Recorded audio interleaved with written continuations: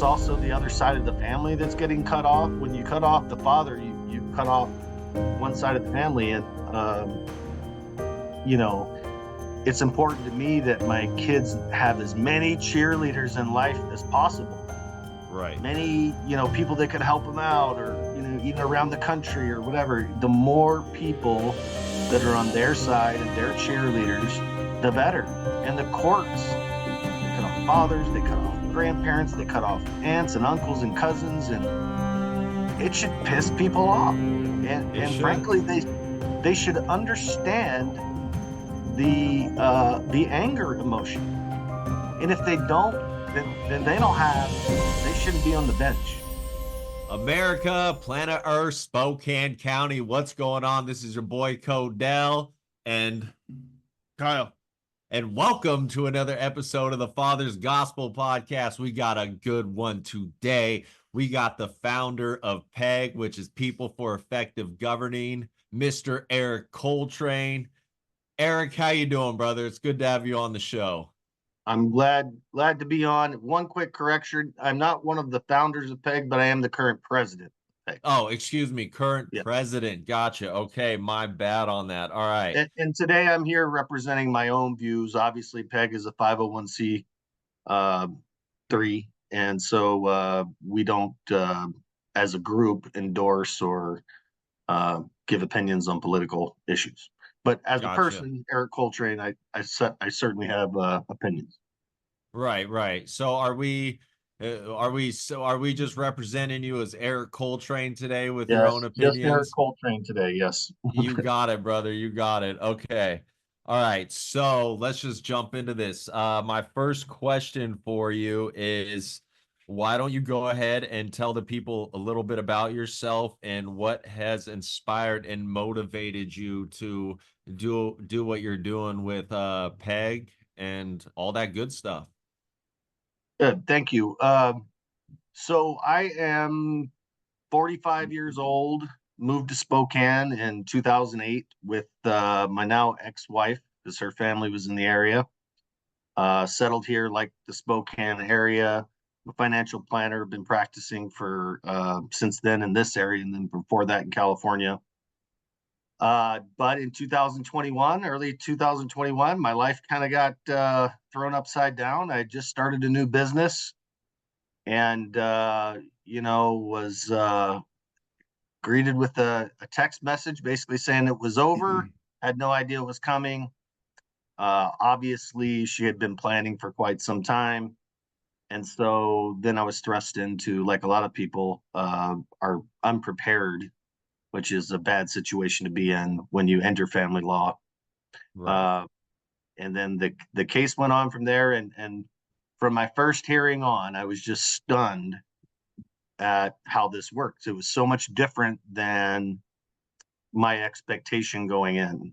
I think, like a lot of people, I think people on the golf course, their buddies, drinking buddies, or playing poker, you might have heard, men get screwed in divorce or in family law. And you're like, yeah, you get screwed. It's kind of a joke.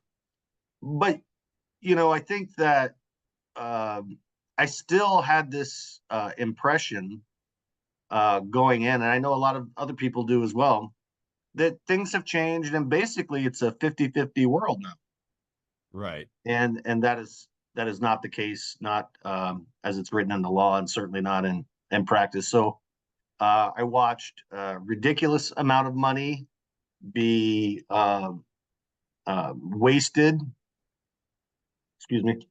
and just a ridiculous amount of money on both sides. And it was essentially a wealth transfer from my family to the families of the divorce people that work in the divorce industry. Now we need, we're going to need divorce attorneys and judges and staff and all that. But I believe the incentives in family law are all bad. We're sending all the wrong messages, and Washington might be one of the very worst states there is to get a divorce in. And that's if you're a male or female. Because it affects both, sometimes in different ways. But in a nutshell, I was just really outraged and just stunned by our laws and our mindset of some of our judicial officers that seems to be, stuck in the 1950s or something. Right. Yeah. No, it definitely it feels like a racket. It's just all about them trying to get as much money as they possibly can. Yeah. And I've got stories on this, so but go ahead. Right. Well, and like you're saying a little bit earlier, you never really, you hear things bad about the family courts, but just like everything else, you really don't know until you're in it, and then you experience it and it just freaking hits you hard. So, I think if people read some of the transcripts that I have and people like you have, they'd just be stunned at what some of these judicial officers will say out loud, and they'll say it, seriously. yeah, yeah, yeah. And it's just sad. And I think they're so bold because they're so well insulated that they really don't at this point have a fear of having to deal with legal repercussions for what they're doing. Mhm. No repercussions. No, no. Kyle, you got anything you want to put in on that?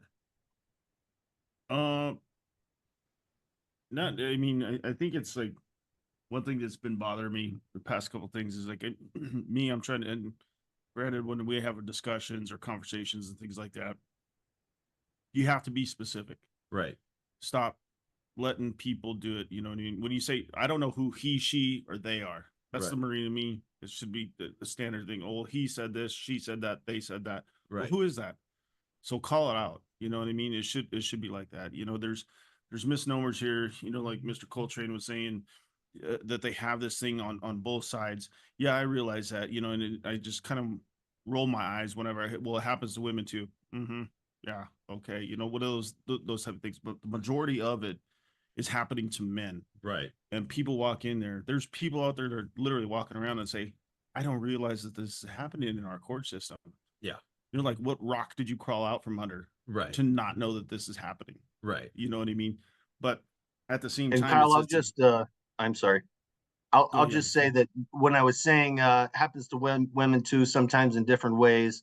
Yeah. What I refer to there is the cost of divorce. Yes, The sir. Yeah, attorneys, but yeah. obviously And there are far, far, far, far more men who are negatively impacted, and that's borne out in statistics. I just wanted to make sure. yeah. No, that's completely good because he's absolutely 100% right. Right. It's a racket. Yeah. When he walked in there, I guarantee you, he already had 2 strikes against him. 1, he's a man, Right. and 2, he's doing better than most families. So this woman initiates that stuff. You know what I mean?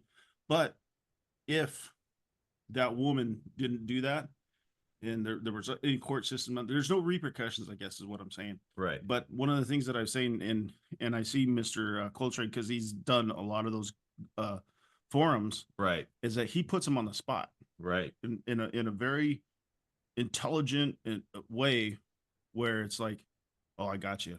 You know what I mean? Even though he may not know that, it's showing us as participants in that forum. Right. And so he's bringing it out, and that's why I like it. It's like, okay, if you do this, who is directly responsible for this? He doesn't come right out and say that, but he says, who is responsible for this? Right. And then they have a hard time dancing around the thing and the subject. Like, well, it's like Eric, it's like last week when we were interviewing Casey, I was saying I was shocked with at your forms of how easy it was to get these commissioners to expose themselves, these judges and I mean, it's been crazy. So yeah.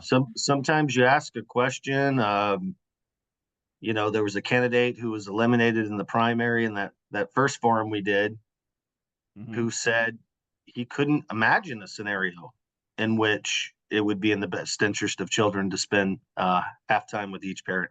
Couldn't imagine a situation or a scenario, something like that.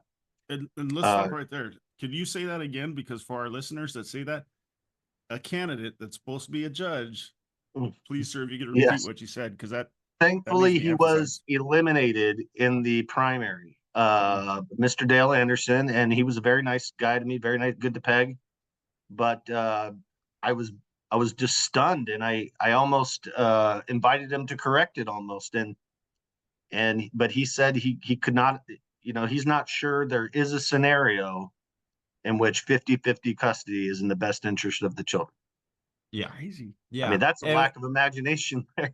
You And know, what was cannot- even more shocking about that is, if I remember correctly, he told us he raised his sons himself. And so, yeah, Yes. that just even blew my mind even further. I was like, wow, okay, well, Or thank you.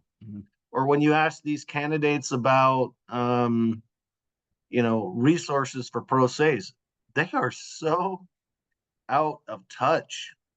They are so out of touch. Now, many of us have been in that facilitator's office. Mm-hmm. Many of us know how we're treated when we go in there. Oh, yeah. Yeah. And, one thing I like about Ben Winkle, I don't know if he shared it.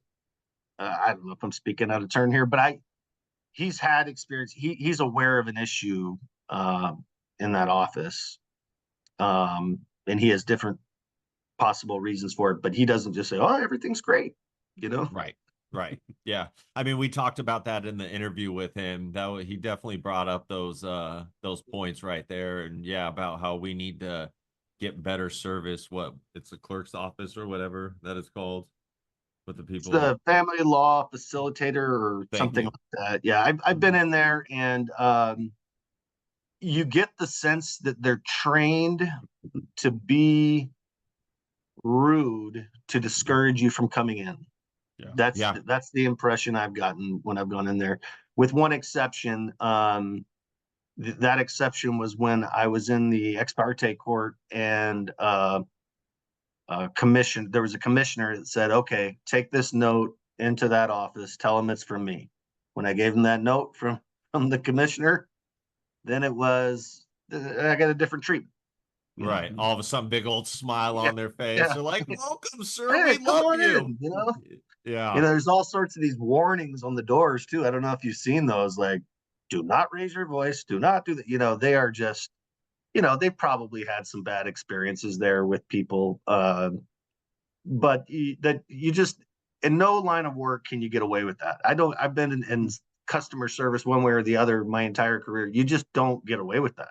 No. No. Uh, so Well, and I was bringing up with Van Winkle. I told him, I was like, if you go on the Google reviews for Superior Court here in Washington, that is the biggest complaint you'll Is it? see as far as comments go. Yeah, is how rude those people are in that office. And then Yeah. and then once again, folks, we're talking about Spokane County here. So we're Right. local. Mr. Coltrane, you're local as too, well, correct? Yes. Yeah. So we're talking about local stuff here in Spokane County. And that's Right. where we want to Thank you affect for most of it. clarifying that. But this can apply. You can take the same thing, father like Eric, father like you, and just do it to different counties. Right. And it's the same thing across the board nationally. Right. But what was really, I think, eye-opening, if some of the folks saw that in Casey, was that he admitted that, you know what, my wife and I, even though we're attorneys too, we did not handle family law case in Spokane County. We went to Lincoln County. Right. What the heck? Yeah, that was Into a crazy when he different told us county that to in get the a divorce. interview. Yeah. Yeah. And so it's Wish I nuts. had that option. Can we Yeah, do that? right? All right. Too late. Yeah. Yeah. All right. Well, let me move on to the second question for you, Mr. Coltrane. As far as family courts go, what do you believe our biggest challenges are, and what do you believe we can do to resolve these issues? Our biggest challenges, and the way to resolve them is, we have, first of all, our law here in Washington State allows judges to use very, very wide discretion on some things, like, so there's 4 or 5 RCWs, like, so for instance, one of the things they'll say is, the way it's big is the parent's relative bond with the children. Right. Okay, so you go, let's say you're me, you're served, you out of nowhere, you have no idea. You got to be in court in 3 weeks, you got to find an attorney, you got to figure out where you're going to live, you got to figure out the money, you got to, all this stuff. And then you're in a 20-minute temporary orders hearing, 20 minutes, and they don't know anything about your Right. relative bond with the kid. They know nothing about that. Or they interpret it as who worked less. Right. That person must have a better bond with the kid. But excuse me. So in a 20-minute hearing, those temporary orders, as many of us know, can last years. Yep. And then once you get to a trial, okay, they're unlikely to change it because it's been that way for 2 years, and that's how they do. So I'll give you an example in my temporary, and I won't talk too much about my case, but I think it's important that Commissioner Pelk, as one of her primary reasons for giving me something like 12 or 15% custody originally, was that my ex was very specific that she cut the crust off of peanut butter and jelly sandwiches. I kid you not. I mean, and that day remains the worst day of my life by far. Right. And that was the day I wasn't that worried. I felt like the law had to be on my side. I was a good dad. There was nothing, they could do to really keep my kids away from me. And then I thought, oh my gosh, it was so absurd. And you can't talk if you're represented, you have an attorney. Just couldn't believe it. I was just stunned that they were using that as a possible reason to keep my kids away from me as much as possible. Yeah. And even Judge Poland said in the forum, if you remember, yeah, it's really tough for commissioners because it's just their declarations going back and forth. He said, she said, basically. How are you supposed to prove your bond with your kids? Yeah. Yeah. I mean, Without getting a GAL, very expensive, or some other things, how are you supposed to prove that? Well, that gets to the second problem, and that's the judges in Spokane. Just I'm an independent, but to be honest, there's the same party has been appointing judges for 40 years here. right. And you do learn that these judges learn from their elders, Marla Poland is very, she's close and almost positive views Rochelle Anderson and Judge Annette Police as, role models. You know, they're the old elder women on the court, and they're pushing hard to get Marla Poland in. Well, they all teach it to each other. Right. And then, very rarely do they face even an opponent in election. We're lucky this time to have two, but they have to have some implicit biases. Sometimes it feels pretty explicit to me, but at least implicit biases to result in the results we're getting, where statewide 23.8% custody for men. Yeah. That should be darn near close to 50-50. Yeah. Um, and so the law is a problem, but the law also gives them wide discretion, really wide discretion on how to weight different factors and how to come up with a parenting plan. And so, especially on the custody side, it's a mess. It certainly is. And I mean, So, we've said this before. Go ahead. so I'm sorry. So I guess the problem is the law and the judges. So the law, as you guys know, I hope to work with you guys on some things we got coming next year on the law side of it. But what we can do right now, and is we can send a message that the status quo is not okay. Right. I mean, who out there thinks things are going well in family law? Who's even heard? Even if you haven't been in it, you have to have known somebody, or you've heard it's expensive, or whatever. You have to know this is not going as well as it could go. And just in my experience in moderating the forums, the incumbents don't want to hear it. They don't want to hear it. No. They don't want to hear about any form of feedback, or they think it's going great. And they keep talking about experience. I see these letters to the editor about experience, and experience in my mind is not that's not a plus. The more experience you have on Superior Court, the more I'm going to be skeptical, because you seem to be part of the problem. Right, right. Just the old guard.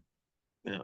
Yeah, yeah. And I mean, honestly, I truly believe they don't want the status quo to change, because I think they're all benefiting off the way the system's set up, you know, and Yeah. from a financial standpoint, it makes sense to keep dads out of the home, because most of the time those are the fathers are the breadwinners most of the time. And so that's who they're going to get the money off of through child support. And so, yeah, yeah, I don't trust Yeah, at all. it is, and part of that judge's issue is also the issue with attorneys. What's partly the Yeah. law and partly the judges, in that the incentives are there to have long drawn out divorces. The money incentive is there, right? So first of Oh, all, yeah. the attorneys make more money when you have motion after motion and these long trials and year or two of discovery or whatever it is. They're incentivized to not get things settled as quickly as possible, and Right. the judges enable them in their just ridiculous arguments or ridiculous motions to they incentivize them to do it that way. Yeah. Yeah. No, it's bad. Well, you have to, the thing, excuse me, thing about that is that your, I don't want to say your, but the incumbents and then whoever the new people are that they want in, you have to conform to the way their thinking is. So if Mhm. you do not conform to what their status quo is, what their their overall goal, and you have this idea that discretion rules above and beyond evidence, facts, all that other stuff, Right. and that's one of the hugest problems that we see in this, and in any, probably safe to say, in any family court system, Right. is that if you don't conform with that, then you're an outcast. Well, here we go. We've got two gentlemen, trying to get there to be a judge, and they both completely understand what it is. They're a public servant. They're not, better or less than what I am. They're Right. equal person. Basically, I mean, without saying it, and I know that they like the accolades, but a judge is supposed to be a referee. Okay, this is going to be there. This is going to be there. It's no better than a mediator. The same thing. However, in court, it's just done.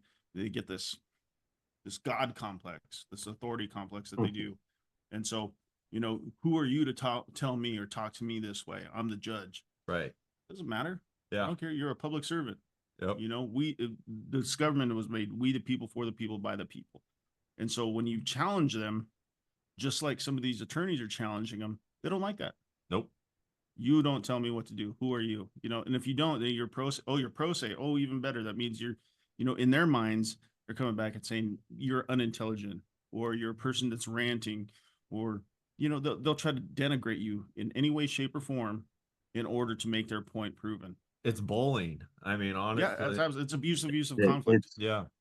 I work in a industry with lots of A+ personalities, man, and the egos, a couple of the egos I've seen on the bench, they're wild. I mean, if we go through transcripts sometime, I could show you, but it's they have complexes, and if you criticize them, Mhm. or you in any way, anyway, whether that's respectfully, whether that's online, whether that's in front of them, whatever it is, criticize it. No matter how you do it, they start considering you crazy, Yeah. right? Right. And they can't understand. I mean, some of them. I mean, I'm not criticizing for this, but there's a few of them that don't have children, and I start thinking maybe they don't understand. Maybe they Yeah. don't know what it's like to not be around or for this to be your purpose in life, and then be called a bad father, or be called whatever, and have them taken away from you. You've always thought of them as half yours. Right. But they don't understand the emotion, because it'll never happen to them. They're in a privileged class of people that won't have to worry about this kind of thing. They won't have to worry about bankruptcy due to a divorce. It's never going to happen to them. Right. And so they don't understand the emotion behind it. Some of them don't have kids, so they don't understand that emotion. Um, and frankly, they just don't care. Yeah. They just don't care. Yeah. Yeah. So And go ahead. it's all about doing, and that's the thing, because just say in the Marine Corps, like he said, if I didn't have to look over my left and right shoulder, and I was constantly doing what the right thing was, regardless of public opinion, or regardless of what, my Marines wanted me to do for them, if I did what was right and I kept doing it, then you should have no problem. Right. But again, they don't like that in the court system. They don't, anybody that's an authority and has that, they want to keep that power. They want to keep that control. So, Yeah. when the sheep and the cattle or whatever case may be turn around and they end up becoming wolves, then they're like, whoa, this person right here, they're crazy, and a disclaimer for our show, it's like, we've never promoted violence. We've never, called to action for, to hurt these judges or commissioners, but none of that stuff. But they construe it, and it's propaganda. They piece things together just out of context, and it's proven. I mean, I don't know if Eric has done this and had this in conjunction with his divorce. Did he get slapped with a restraint, any kind of order, restraining, harassment, protection, all those things? Because they're each one of them different, but those are the steps that they go through. First thing is divorce. Second thing is, hey, we're going to back this up with a protection order, restraining order, something like that. Yeah. And to go with it. But it's the same thing that the judges, tactics that judges use. And that's the fact that it is like, okay, well, we're going to establish this because feelings are more important than your rights or facts. Yeah. Yeah. And so we'll move forward with that. You know what I mean? You're not going to, who are you here to buck the system? Right. Yeah. You got anything you want to add to that, Mr. Coltrane? I was going to pick up back on something that was talked about a little bit ago in the outcasts, and I do worry for Winkle and Casey a little bit. If they lose the legal establishment, I mean, they've made some enemies out there. Mm-hmm. No question about that. And so, one of the reasons it's hard to get candidates to run against these people is because you're sort of like, that's kind of a no-no. You almost have to be given permission. Like, I think Van Winkle may have sort of been given permission early on with Tennessee because he wasn't very popular. But they know that these judges will hold it against you, right? The legal community will hold it against you. And, guess who the governor calls when there's an opening in the court, right? He's going to call the local Spokane County Bar Association, probably the local Democratic Party, and they're going to come up with some names. They're going to pick somebody. And, I promise you, Van Winkle won't be on the high on the or Casey, they won't be high up on the list of consideration in the future. So they can get in one way. They can get elected. And then the other concern, I've actually talked to them about it, but what they told me made me feel better, is like, if you get in there, there's gonna be a lot of pressure on you to conform to the culture. And the people voting for you are voting for you to influence the culture, not the other way around. And I feel confident that they will. I mean, there's still, collegiality and, nice and all that, but I think if they see a wrong, they'll right it. Yeah. Yeah. And I mean, I honestly believe if we can get those two in, it's going to snowball in the court. And then people will start seeing the difference between Van Winkle and Casey versus all these other commissioners and judges. And I think that'll open up the opportunity for we, the people, to start getting more individuals like Van Casey and Winkle, like Casey and Van Winkle into positions, judicial positions. So, yeah, I got a lot of faith in them.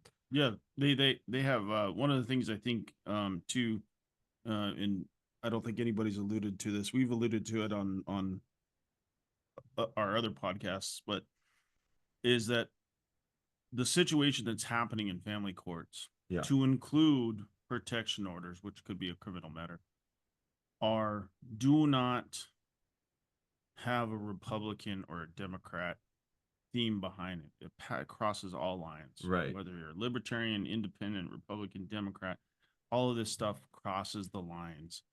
And so when does it become where our judges have placed a priority, whether Republican or Democrat, well, then that's how they're going to rule Right. in court. And it shouldn't be like that. There shouldn't be an importance on that. But at the same time, it should be these people's work ethics, what they've been doing, how they, the best person for the job. Like I said, again, affirmative action, baloney. Right. It's whoever does the job and gets it done and just doing the right thing through the lens, again, of the Constitution Right. and bucking that system, because they're put in that position to go against what the popular opinion or belief may be, Right. and follow the law. Yeah. But you don't get it because the two things that are superseding that are their discretion and the way they interpret the law. Yep. All right, Eric, my next question for you, Mr. Coltrane. Can you tell us a little bit? Well, no, we already kind of went into that. All right. So can you tell our audience who you believe are the commissioners and judges here in Spokane County that we need to basically work towards getting out of the courts? Yeah, I'll give you my opinion. And keep in mind that I have not spoken to all of them. I haven't, had cases in front of them. So there might be a few that I don't have any opinion on. Right. First of all, Judge Fennessy has proven, number one, it's a big red flag to me that almost nobody in the prosecutor's office, they won't, any sex crimes, children crimes and stuff like that, they're not putting in front of Casey. There's got to be a reason, not Casey, Fennessy. And for our prosecutors, the people that are prosecuting people on behalf of the, us, criminals, that's a big red flag. And also, we skipped the forum and gave a BS excuse. I mean, it was a ridiculous. I mean, everybody knew it was BS. And bottom line is, do you want to judge that full of it? Because that was a real BS excuse he had for not showing up to that. Marla Poland, I think's got to go. She's the presiding family law judge right now. She doesn't appear to me to have any openness to understanding the criticisms people are putting out. So the two this time for sure. And then, although I do respect her for actually showing up to the forum, I want to say that she did show up to the forum. Yeah. Yeah. She was at both forums, wasn't she? She was in the crowd at the first one. Yeah, she was in the crowd at the first one. Yeah. Oh, yeah, sure. So, dodged a couple questions, but she showed up. Tennessee did not. Right.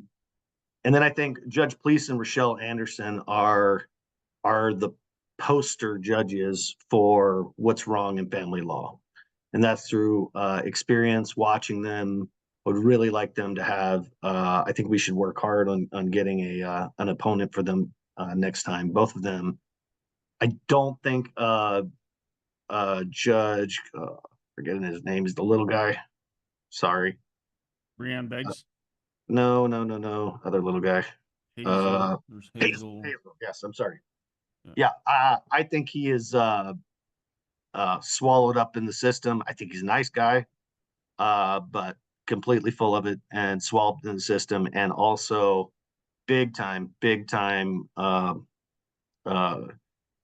person for putting the interest of attorneys ahead of the interest of the parties and the children. Judge High Edward, I had my experiences with her. There were a couple times I thought, maybe she, this might be okay, but there were a couple head scratchers, and then there was some other cases I've read about. Right. Like mine. That give me big time pause. And again, I think that what you have in the court is you have the elder statesmen, so to speak. You have Fennessy, you have Anderson Police. They've been there for a long time, and I think they set the tone and pass the culture on to the people that are appointed later. So you have High Edward was appointed a few years ago. They've been big time promoting Marla Poland. I think they're advocating for people that think just like them. Right. And so I think those are, I mean, if you want to get appointed when there's an opening, which is 90% of the, how most of the judges got in, you have to play this game with the legal industry, the divorce attorneys and the whatever attorneys and the judges, and then they influence the bar on who gets, promoted and stuff like that, whether it's to a commissioner or an appointment. So those would be my primary ones right now that I'm thinking of off the top of my head.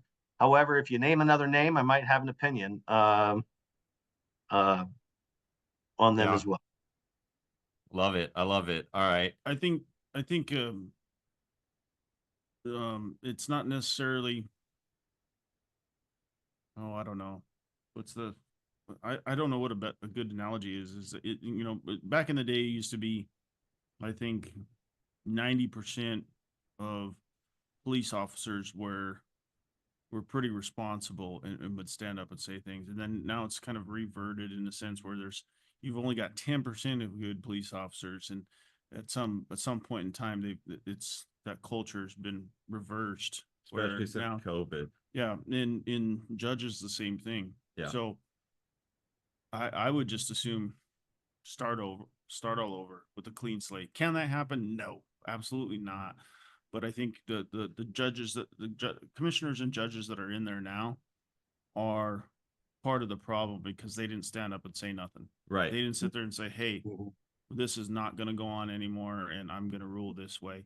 They didn't because More they were commonly, too worried. Yeah, they sorry, more conformed. commonly, what they do is if they do find a mistake or an injustice, uh, they double down on it instead Right. of fixing it when they can. Too often they double down on it and that's this part of, the judges want to be backed up by other judges. I mean, why do they always endorse their own, right? Yeah, Right. Pretty much they always endorse the incumbent, whether no matter who they are, and they want backup and they want somebody to have their back, and too often they'll avoid fixing something. Instead, they'll double down on it or find another reason to do the very same thing they wanted to do. So yeah. Proof is in the pudding. Great example is the first forum that we attended with Mr. Coltrane was, Fennessy didn't show up. That's a big no. He It's a should have red showed flag. up regardless of whether there was 1 people or 1,000 people. He should have showed up. Right. But you had all this support against him, and then support for their candidate that they did want, and that I believe is that he pronounce his name at Sharsh or Sharosh or whatever the heck his name is. Darsh did not show up either. Yeah, Yeah. he didn't show up. Third commissioner. But these females pumped him up. This is what we want. This is who our candidate was, and saying all these, not favorable things towards Fennessy, but yet he's down, and I think it's got him scared. So now it's between Fennessy and Van Winkle. Yeah. So now all of a sudden they jump ship and they say what a wonderful person Fennessy is, So it's like flip flopping. Yeah. It's it's wild, a head scratcher. and to read their reasons. If you read those first articles when people like Judge Police and Anderson and others were endorsing Sharsh, it wasn't all about experience, because obviously Fennessy has many years of experience and Sharsh is just a commissioner for like a couple months. Mhm. And so, but Yeah. now it's all about experience again, right? Now it's all about, now Fennessy's okay and the experience matters. Van Winkle, they say, doesn't have it, yada yada. But yeah, there's no you can't make sense of it other than just to know, like Kyle knows, that it's just the establishment protecting the establishment. They want to keep Yep. things the way they are. And again, you look at campaign contributions. I've looked at them. Marla Poland is like, if you look at her list, it's like the who's who of divorce attorneys. I mean, it really is. It is. At some point, I'll do a full breakdown, show how many, and they're doing, and to also to Fennessy as well.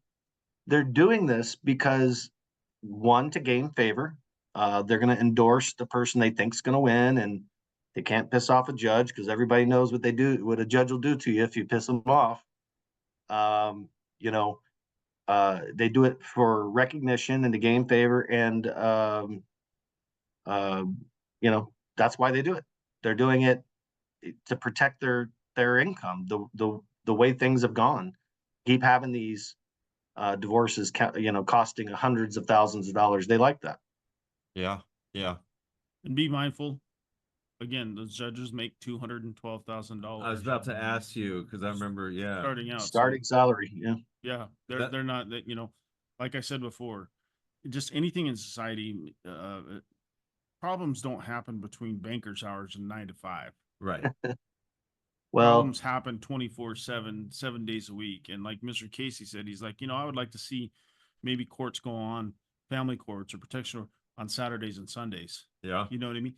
And granted, maybe not so much time on Sundays, because that's, I'm not a real huge Bible thumper in that sense, but you have to have a day of rest. Yeah. You know what I mean? That Sabbath day or whatever. But I think it's opening up to where, hey, you're on call 6 out of the 7 days. And you Right. should be, Well- because we're have these people's lives. I'm a financial planner. I'm going through this. I got this nasty divorce thing coming. And then all of a sudden, look at the guy. He's in the same boat as we are. Right. So it higher end to the lower end of the spectrum, it's, as far as fathers, it happens to all of us. When having the family courts available on Saturdays would be so helpful because it'd mean a lot less time that especially men would have to take time off work, It would just, yeah. I guess Well, $212,000 doesn't allow them to show up on Saturdays, Well, I'll tell you, I personally don't know of anybody. I mean, the people I've met that make, a couple $100,000 a year, I don't know a single one that works just 40 hours a week.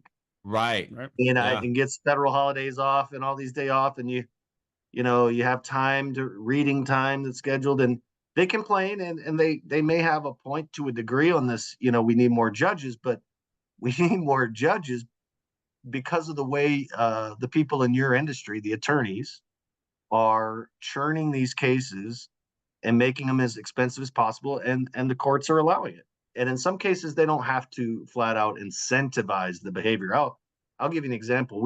I had, and this was this year, my ex filed a motion in Superior Court. We ended up having, and it was fairly simple motion. There ended up being 4 separate hearings. We ended up having to have 4 separate hearings for that one motion, and it was heard by 3 different judicial officers, all in Superior Court, and that's before an appeal. That's crazy. before an appeal. And in my case, I'm asking, why do we have to do it this way? Why are so many judges involved? Can't one hear the motion and the other the revision? But they, I couldn't tell you for sure why they did that, but it was incredibly inefficient. And I've seen some other not as severe cases of that. I think you have, if you guys go to the courthouse and you're there, and you're in the thick of it, I'll tell you this: when I go there, there's 3 or 4 attorneys I always see. I always see them there, and that's because they like to litigate. Right. They like to go to court. They don't like to communicate with the other attorney and come to an agreement that's reasonable and save everybody money. They love to litigate. And people out there who've been to the courthouse a lot, you'll know which attorneys I'm talking to. And then you'll see some that aren't in there as much. But Right. I mean, it's like their personal piggy bank, Yeah. right? They can make almost as much money as they want, or at least until you run out. Because there's some that say, no, we don't go back and forth. We always go to court. We go to court, and that's something you want to ask if you're ever looking for a divorce attorney. Like, how often do you like going to court? Right. I know one of those attorneys. I'm pretty sure that you're talking about. Yeah, So yeah, this guy has quite the reputation. But Mhm. yeah. All right. Well, let me see. Okay, we've kind of already gone into this, but who are the judicial candidates that you believe our community should be supporting? I have never ever had a strong opinion as strong.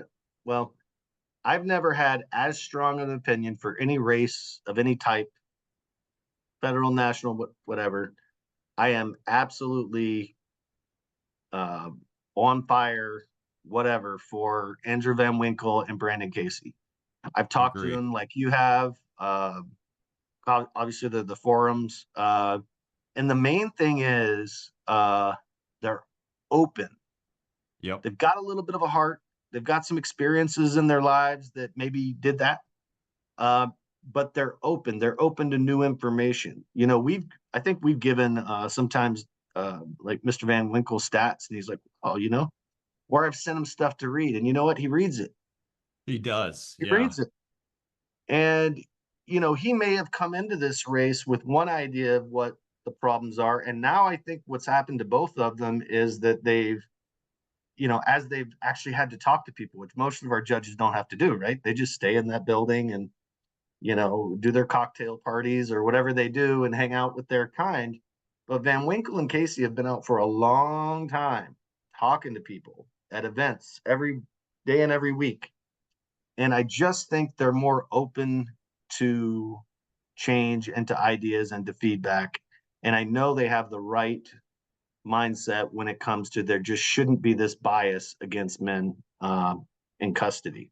And Right. so whereas if you look at the incumbents, I mean, I've, both in the newspaper and in our forums, you get the sense they think it's going great Yeah. and they can't see why there's any problem.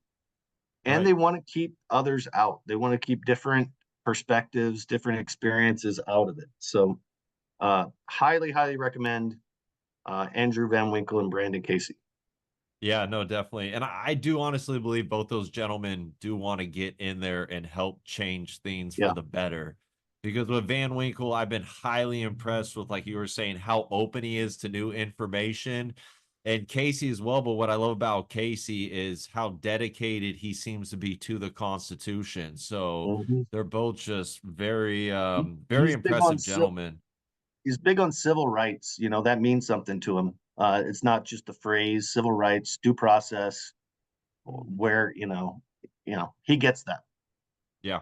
Yeah. Well, Yeah, he's got the he's got pretty good some case history on there that he's even shared, I think, at the PEG forum and then in our interviews, and kind of touching bases on the same thing with what Eric's saying, is that you have these folks that come in and should be doing things the correct way. right. And again, it's all conformity. You don't conform to that, then you're out, you're blacklisted. For instance, I think we went to, there's a bar down here in Spokane called the Satellite Bar, I think. I Okay. don't know where it's right on, it's right across from the Spokane Transit Authority and stuff like that.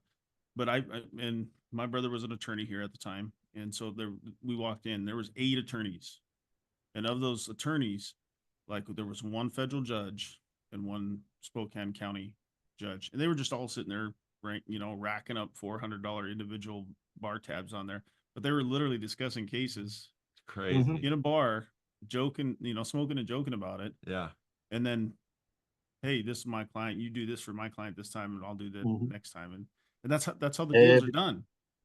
And that's it's knows called what the happens. Satellite. That was one of them, Satellite Bar. And then up there on South Hill, what's it, Flaming Joe's, Okay. right? And so they have this, but the more that, like, I'm not afraid to expose that stuff, but I've seen it, and I've drove some of these attorneys around that are just drunk as a skunk, like that federal judge. I drove him around Okay. because he couldn't drive, and they were just all told me, hey, if you ever have a custody issue or something like that, we'll get you out.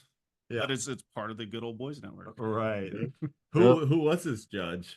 I don't know who that federal. I don't know if he's even here now. Okay, this But was some time back then. yeah, it was probably right around the time that all this stuff started happening with me in 17, 18. Okay. And I didn't know that, now that I'm on the brunt of it after filing for custody, I'm like, hey, this is all making sense now. This is where it goes in. But, Right. I'll call out those judges like Pelk, horrible. Yeah. Horrible.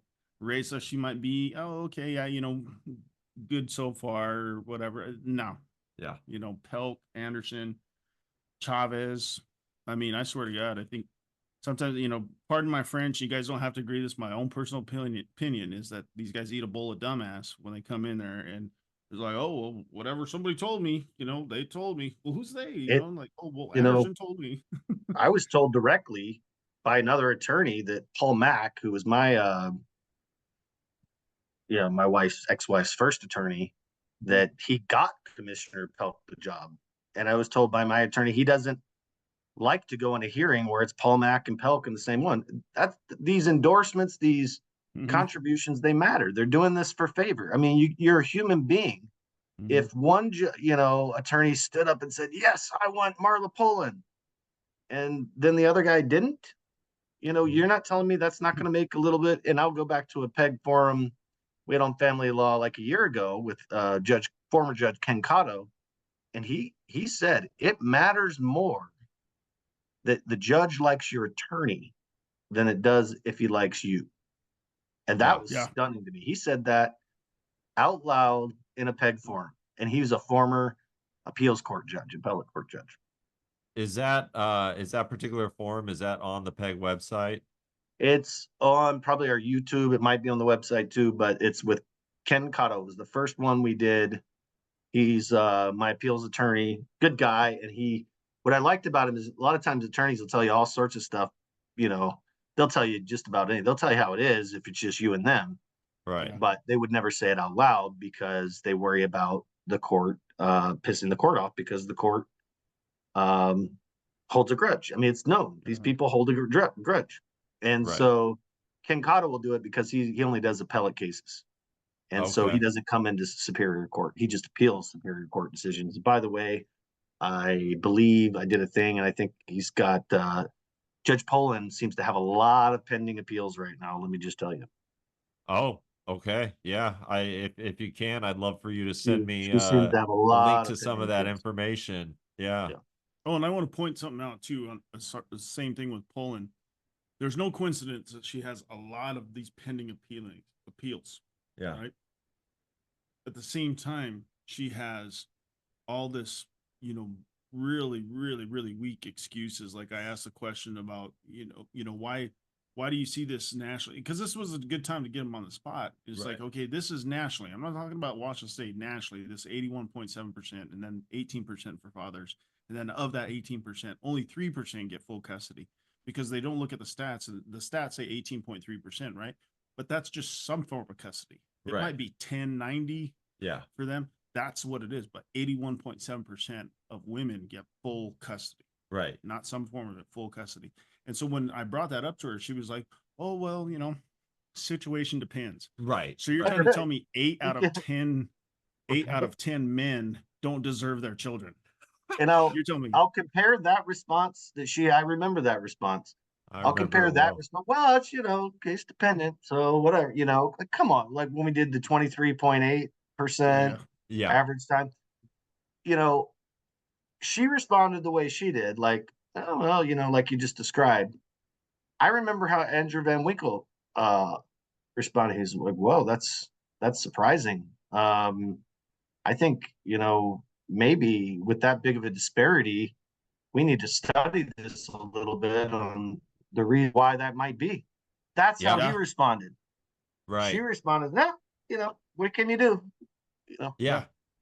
I mean, out of the two forums that I've gone to, she definitely spoke the most like a politician yeah. Well, see, and that's a good thing too, because along those same lines, right? So we're bringing these statistics. These are stats that are backed up by U.S. Census Bureau, CDC, National Parenting Organization. Some of the things that we go. So we're not just a bunch of cavemen sitting around. Yeah, Right. Hey, you bring up this stat one time, and then no, it's not happening. But the thing about it is that they don't like that because it's the truth and it's stuff thrown right in their face, and they try to deny it all. Right. And it's yeah, again, you're crazy. Right. Well, it's like when you were in court with me the other week, they brought up our podcast in court, and Yeah, it that was was crazy. that was absolutely crazy. I'm like, well, they know about us, so we're definitely making some noise around the courts. Yeah, And, but most people, if you ask most people in the community, should that matter? They would say no. Right. Should what you say on a podcast have anything to do with your case in family court? No, it should not, unless you're literally threatening to hurt somebody or something like that. It's ridiculous. It's wrong. Yeah, treasonous acts. I mean, there's probably pretty sure between the three of us here and all the guests that we've had on before too as well. There's nothing been there treasonous or where you can construe it as overthrow the government. Woo, Right. And I don't think Van Winkle or Casey would have ever come on our podcast if they thought we were radicals, if we were doing Mhm. something Exactly. crazy. Yeah, yeah. Well, and the thing is that they're open, like Mr. Coltrane was saying, they're open to that thing. You Right. know what I mean? So granted, they can't ever sit on our case. Okay, that's fine. I'll pay the sacrifice and punishment for that, but so that other fathers get better outcomes. But if you see it, how they, like we're bringing up Title 4D, Right. brought up Title 4D to Mr. Van Winkle, and I thought he would have, because he seems like a very researchable person where he's going to research stuff, but he had no idea about that. But he brought it up to Casey, and he knew. Yeah. He's like, oh yeah. And the reason why though, is because he's going through a divorce. Right. He didn't share that with you and didn't share it with our viewers, but there was stuff going on between him and his wife, and she left. And so now he's picking up all these pieces that she just blew up atomically. Right. Yeah. Yeah. No, it's sad. Poor guy. I'm still we learning gotta- about Title 4D. Go ahead. Yeah, we're gonna do a deep dive into that and really work on getting that information out there. We got a few more questions for you. Can you hang with us a little longer, Eric? I got you. Yep. All right. All right. Let's see. Do you have any advice and words of encouragement for our fellow fathers out there that may be too scared to stand up and start addressing the discrimination that seems to be prevalent in our family courts? Maybe. I would first say that if your case is still active, you do have to be a little bit careful, because these people are, in my opinion, a lot of them have some serious ethical issues and integrity issues, and they will hold it against you. They'll hold it against your kids, which is really what they're doing. So you have to be a little bit careful. Get in touch with some of us that are doing it and who have been through parts of the process. You'll learn some things. You'll learn some things about attorneys, your judges, get some advice here and there.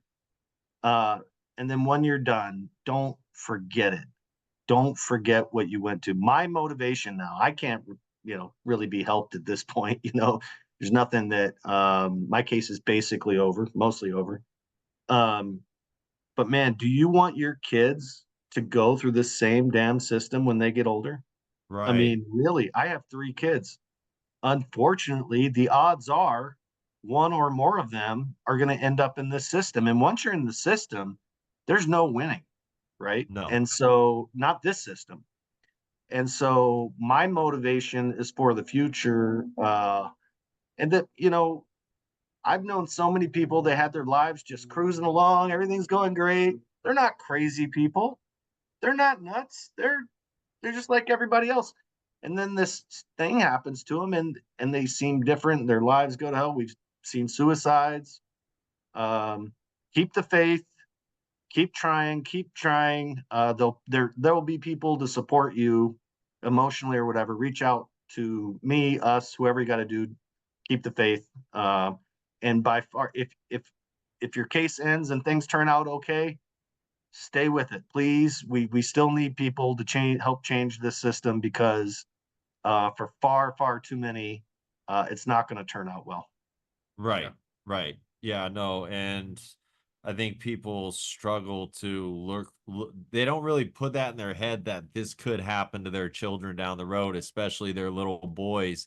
And I think if fathers would recognize that more, they'd probably be a little more motivated, whether their case went well or it went horrible, to stay in this battle that we're in right now. Yeah, I mean, I'll tell you right now, and this is unfortunate. I mean, we haven't talked about. I assume you've talked about it with Kyle's son, but you know, my son's a freshman in high school. Or my oldest son is, and he may meet somebody at college. Who knows what happens? And I would have to. I would, if he was going to get married and stay in Washington, I feel like I'd have to tell him what he may face down the road. Right. Not being negative, but understanding that that's part of it. And with the military, if you were going to have if you want to be in the military and be a father someday, it's almost like they make you choose. Yeah. It's almost like they make you choose the way the current laws are written and the way the judges exercise their discretion. So Yeah, I think about that. You know, my kid could have a divorce shouldn't be the end of your life. You know, it shouldn't destroy you financially Right. or otherwise. It shouldn't. No, It shouldn't be this way. It doesn't have to be this way. Yeah, no. it should, you know, in that sense, in forgetting, sometimes that I'm in the, you know, in the military in that sense, and or what was, is first and foremost, I consider myself a father, you know, then a Marine, then whatever goes on down the list, you know. But it was really interesting. I don't understand why this is and what the statistics are, so I'm still trying to research that. But in the military, if I was to have my child, like this has actually happened to me for my first daughter. They said, "Well, hey, you can't do that, devil dog. If you do it, you have to train into a different MOS." And I was like, "Okay, you know, I'll do that. I want my daughter." Um, but then they came back later on, you know, and went to the JAG, which is a judge advocate general. He's like, "No, no, no, no, you can't do it. Then they're going to give you humanitarian discharge as a single father." If that same thing happened with a woman, they're going to allow her to switch jobs in the Marine Corps and take care of those children. Yeah. They'll work around her time. But if it's a male, nope. Right. You're not going to have no kids. You give the kids to the mother, and it happens. Yeah. It happens every single time. So how is that fair? How is that equal for men with children versus women with children? It's not. There's no way around it. Well, Yeah, and so I believe because of a lot of these judges and commissioners' political views on things, like the just tender years doctrine. going through your case, seeing what you've gone through, I believe a lot of them do discriminate against dads in the military because they've kind of painted you as, you know, like a whack job to a certain extent, you know, and it's just it it pisses me off. So Yeah. Yeah, they have So, they have this thing where you know, it's like every male military member is crazy. We're nuts. We've got, it doesn't matter. yeah, You know, so that's the image and the presentation that military fathers are getting. right. But at the same time, if they're not, they don't have that to hold on to for these abusive women that do that. And like I said, not all women are like this, but those 81.7% are. Right, right. Is they'll grab that stuff. Okay, now you're a man. Now you're misogynistic. You're violent. You did this. You know, you didn't pay my car insurance and cell phone bill. You looked at me sideways. I need a protection order because I fear for my life and the lives of my children. Really? Right, right. You know, so It's crazy. yeah, and I'll or and what- I'll share things of my case. Like I've said, I've done that before, and it's like, who in their right mind, a judge writes an order that says you can see your children, but you can't contact her. Well, how the hell am I supposed to get my 9, 7, and 4-year-old Yeah. telepathy? All right. it's awful. Eric, do you got anything you want to add to that? No, Yeah. yeah, some of the protection I did not deal with it, but I've seen a lot of cases now where I'm hearing about reasons for protection orders and it's wrong. And by the way, this ex parte stuff for restraining orders, this is, if you guys know what I'm talking about, Mm-hmm. ex I do. parte court, you're really only supposed to use that for like, you know, Logistical things. extreme situation. I Yeah. mean, you can't get people are getting restraining orders, protection orders in ex parte court. The other party's not even there. I Yeah. mean, that's happened, you know, to numerous people I've met. Well, what did Casey say? 110 per week now? 110. Yeah. But Yeah. if you do the math on that, honestly, Eric, if you do 110 per week times by 52 weeks, Yeah. you know what I mean? Everybody in Spokane, And you're every talking- man in Spokane is going to have a damn protection order on him. So, I mean, mine just got extended to 5 years, my no contact order, even though the courts acknowledged that I haven't talked to my ex, I haven't seen her in 6 years, and they just extended the no contact order by 5 years. And it's absolutely insane. Which, All by the right. way, if you're gonna kill your ex or something, you think that order is gonna do anything? Right, Like, right. Yeah. like if This you're is not truly this. crazy enough to go murder the person, Well, the way you the way know, the thing is like, I'm not if I'm gonna tell you guys I'm dropping off the face of the earth, nobody's gonna hear from me. I'm gonna go dark, Yeah. and something would happen, right? Yeah. I'm not gonna. This is not Basic Instinct. I'm not Sharon Stone. I'm not gonna write a book about it, talk about killing somebody, then come back and do. All but right. All right. Let's see. What do we got here? Right. Can you tell our audience what it means to be a father and just how important your kids are to you? Oh man. You know, I don't know what it means to be a father. I know being there is the biggest part. Being there for advice, for discipline, for encouragement. Um, but to me, they were my purpose in life, you know. Once I started having kids, I never grew up thinking I'd have 3 kids, but once I did, they were it. That was my purpose.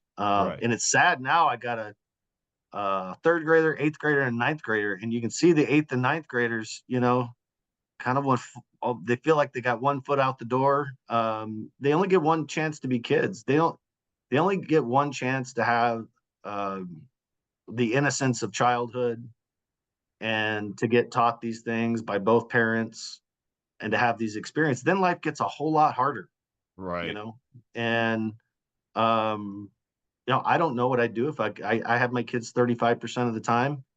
Um, I'm not happy about that. I think it should be 50. Um, but man, I'm so much luckier than some others, you know, that have almost no relationship or no relationship.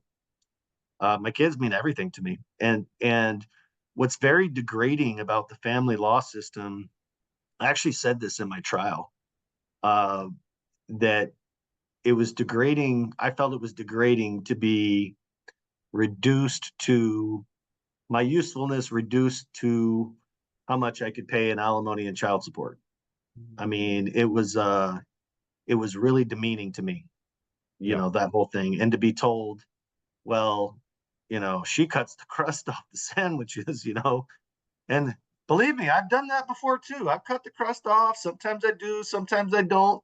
But that has nothing to do with fatherhood. You know, that's how they view fatherhood, right? Yeah. Um, and so, or parenthood. So I don't know. I don't know how else to describe it. They're everything. Yeah. And honestly, when you know, I'm in a now a week-long period where I don't see them, and man, I miss them when I don't see them for a week. Right. I really do. And so I can't imagine what others are going through. And you know, it's also the other side of the family that's getting cut off. When you cut off the father, you cut off one side of the family. And you know, it's important to me that my kids have as many cheerleaders in life as possible. Right. Many, you know, people that could help them out, or you know, even around the country or whatever. The more people that are on their side and their cheerleaders, the better. And the courts, they cut off fathers, they cut off grandparents, they cut off aunts and uncles and cousins, and it should piss people off. It And should. frankly, they should understand the anger emotion. And if they don't, then they don't have they shouldn't be on the bench. Yeah. You know, if you can't understand that, then you shouldn't be on the bench. Yeah. The emotions and you know, Why are you being emotional when I'm yeah, taking your kids away? You Right. you're know, right, like what? right. You Yeah. know, I've known people that, I mean, the quietest, most non-confrontational, no conflict people. They, you know, I don't want to say they didn't lose their shit, but they're different. You Yeah. know, they're different, and you know, uh, that didn't happen for no reason. Mhm. You know, so anyway, Yeah, and you have I like something that he said, you know, talking about about his sons. It's the same thing with my daughter. Like my daughter, I already teach her stuff that is just not like, no, it's not that way, honey. You are different. I love you mhm, different than him, but just the same yeah, as, so when you bring these women up, which we need to do as fathers, you know, I would rather not do it singly. You know Right. what I mean? I would have yeah, loved to have done it with the mother Right. together, loving, but I'm not going to fall into this Cinderella mindset that women tend to get as they're growing up, or the mindset that, you know, it's all the women's fault. You know, the thing is like they bring it up for a reason. It's like women are always taught that they should get these things, but they're never taught how to treat a man. Right. You know what I Right. mean? And vice versa for the men. The boys, they're taught how to treat a woman, but they're not uh, taught how they should be treated themselves Right. because you're disposable. So what are we teaching mhm, these children as they come up? So now what you have to do is, and this is an extreme too as well, is like, well, then, hey, I got to go to college in Florida and find a woman from Florida because I don't want to pay alimony for the rest of my life because they don't allow alimony Right. except for 1 year after the marriage. Yeah. Or I got to go down to Texas because they have 50-50 laws for Right. this. So what do you do? You know I what I mean, mean? this is why a lot of men are doing the pass. Like, I don't know if you guys have ever heard of Passport the bros. passport bros. Yeah, Yeah. this is why more and more American men are starting to go overseas because the culture here in America for women is just it's so bad right now. And then dealing with the family courts and everything else is just a raw deal. It's a bad investment. I hate to put it that way, but it's the truth. I'll tell you this quick tidbit. So I forget where I got it. I think I got it from that Blair Daly, maybe from the WIBM. But there was some stat on male suicide, and I don't know how they did it, but the last words, be a suicide notes or whatever, the last thoughts most commonly from men before they kill themselves is they feel useless, Right. useless.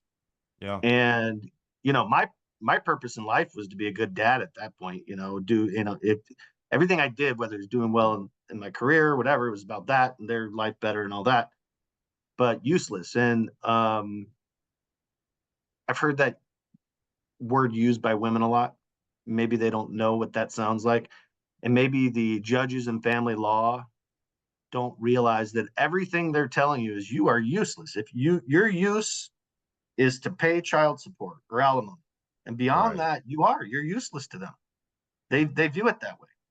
Yeah. And so you see how people, in their dark moments get that impression. I'm useless. I can't, what can I do? Right. Yeah. Yeah. Yeah, No. helpless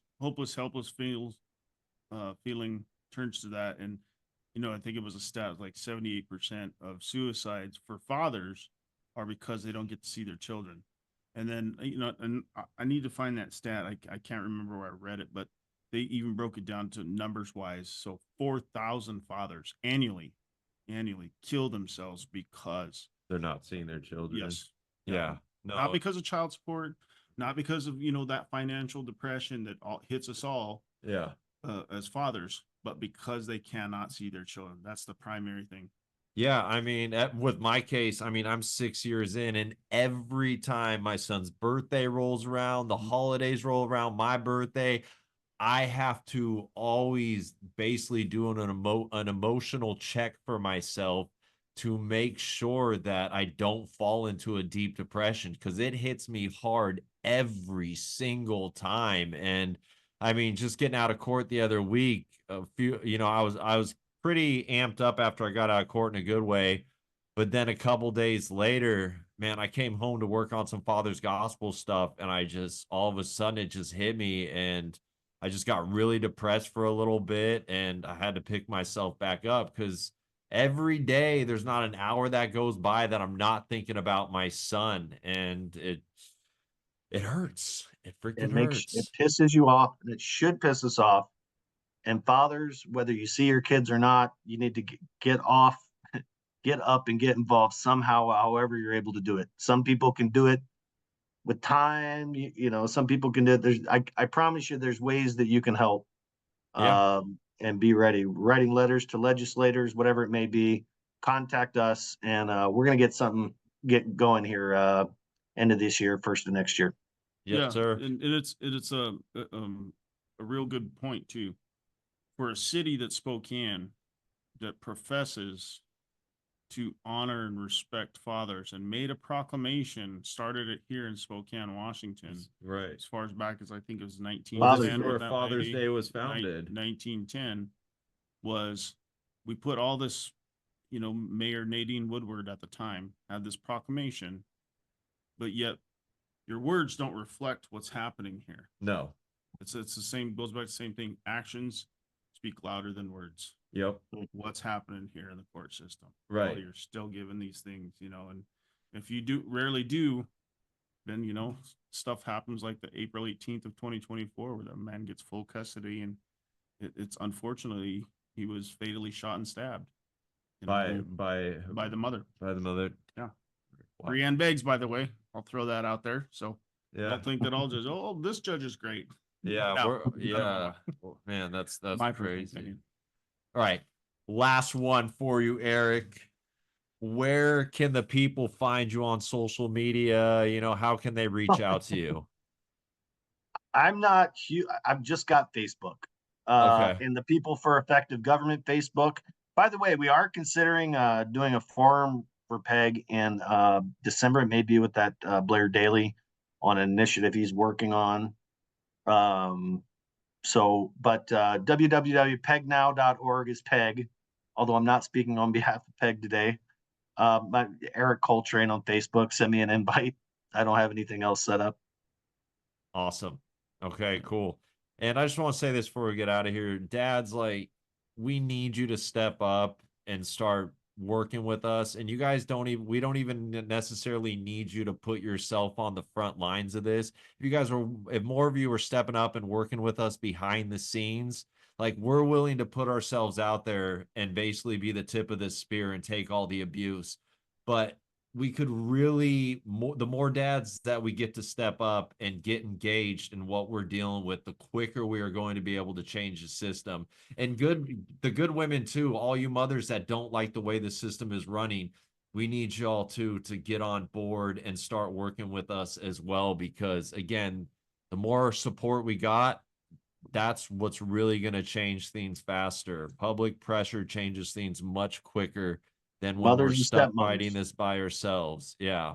So Yeah, they have that. This is not Al Bundy's No Ma'am.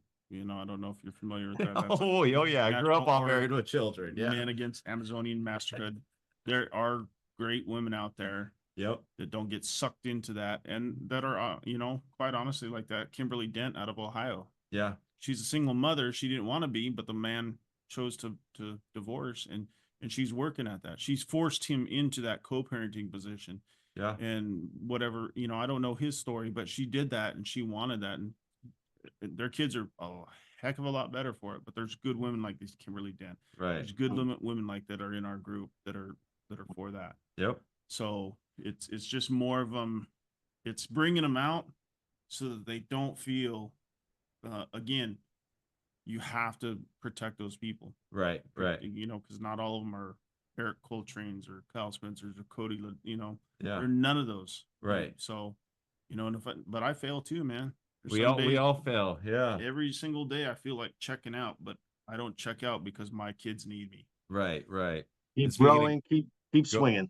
Yep, keep swinging. All right, guys, thank you so much for tuning in, and thank you, Mr. Coltrane. We appreciate you, brother. You've been an absolute blessing, and yeah, guys, if you haven't done it yet, make sure you like, share, subscribe, comment, and hit that notification bell. The Father's Gospel Podcast is here to rock the boat, baby. November 5th, don't forget, November 5th, that's where you make that change, even though it says, you know, like a lot of people say that, you know, voting means nothing. Please vote November 5th.